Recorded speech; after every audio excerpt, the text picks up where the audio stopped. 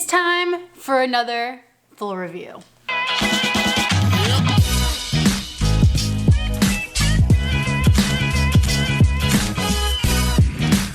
Good morning, YouTube.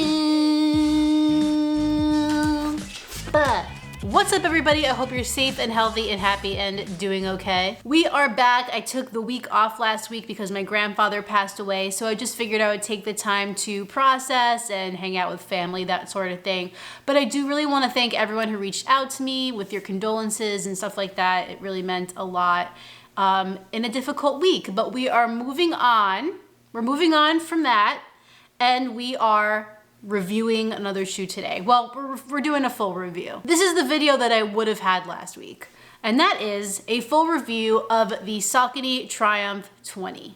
I literally just got back from a run in this shoe. As I do in all of my full reviews, we'll talk about what worked for me in the upper, the midsole, the outsole. We'll talk about the price, and then I'll rate the shoe out of 5 stars. For those of you who don't know, the Saucony Triumph 20 is supposed to be Saucony's max cushion daily trainer shoe, the beefiest, softest little bugger in their lineup. And do they do that? Does it meet that expectation is what we're gonna talk about today. But of course, first, we're gonna have to sit through the run footage, although I don't really know how much of that there's gonna be because the GoPro froze in the middle of my run and I barely got any footage. So, we'll see how it goes.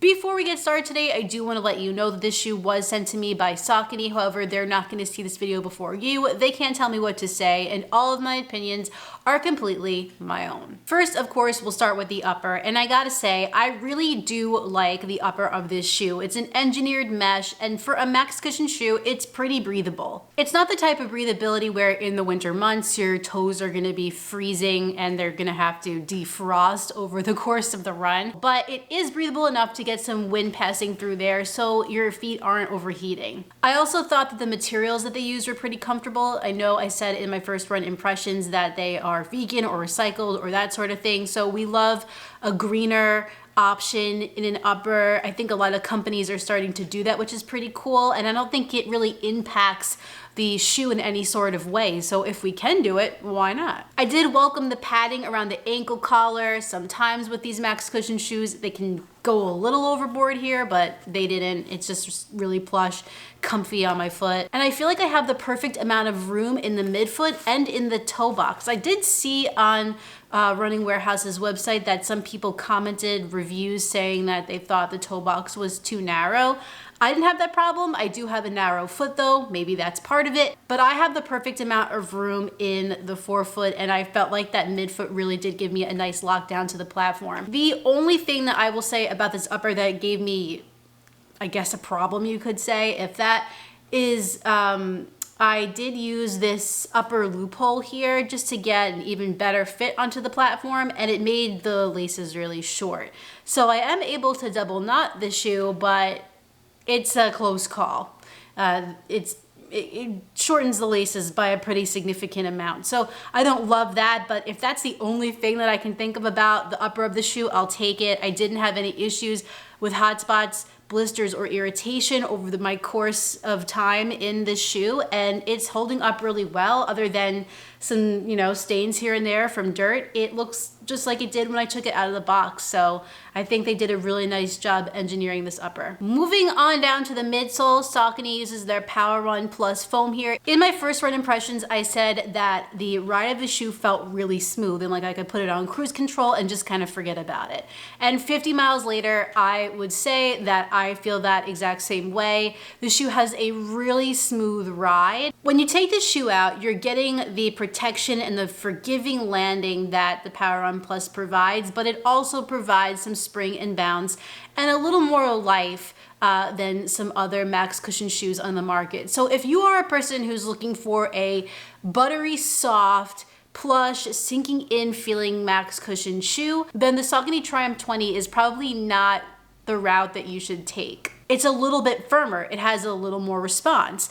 And I think for me, I quite enjoy taking this shoe out, but when I want to reach for a max cushion shoe, I do tend to like the more mushy foams. And I remember in my first run impressions video, I said that I wish they would take some of the foam from the heel and distribute a tiny bit more of it into the forefoot.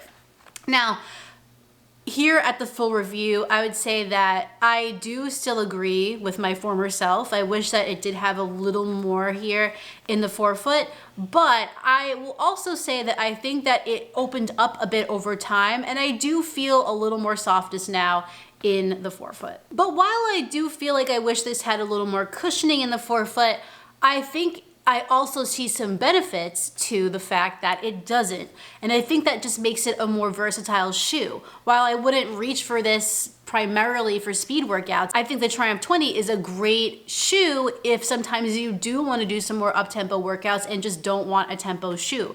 Because the foam is a bit more lively, it's capable of doing that to a degree. And the turnover is there just so much more than it is in other max cushion shoes. So it's really gonna be a matter of preference and what you like and what you want out of your shoe and how many shoes you have. In terms of like durability, and life of the foam, I think it's really holding up well. Yes, it did give a teeny bit and made it a little bit softer, but I think I like that and I'm happy that it did that.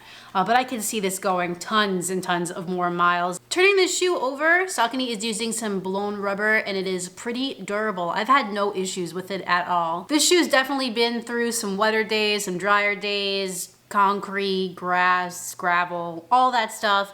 And it's held up pretty damn well. I don't really even see a ton of wear. It's kind of hard with the color to see what's going on with the tread pattern.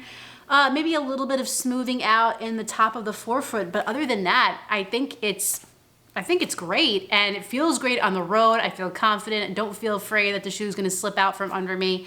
And it looks to me like it's gonna last several hundred more miles. So that's all I really gotta say about this outsole.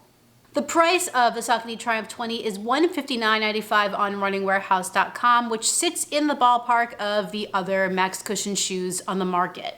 Yes, a heftier price tag for some perhaps, but I think the point is here that this shoe is gonna last for a long time and you're gonna get your money's worth out of it. If you're interested in picking up your own pair of the Saucony Triumph 20, you can do so at the link in the description of this video. Keep in mind that is an affiliate link with Running Warehouse.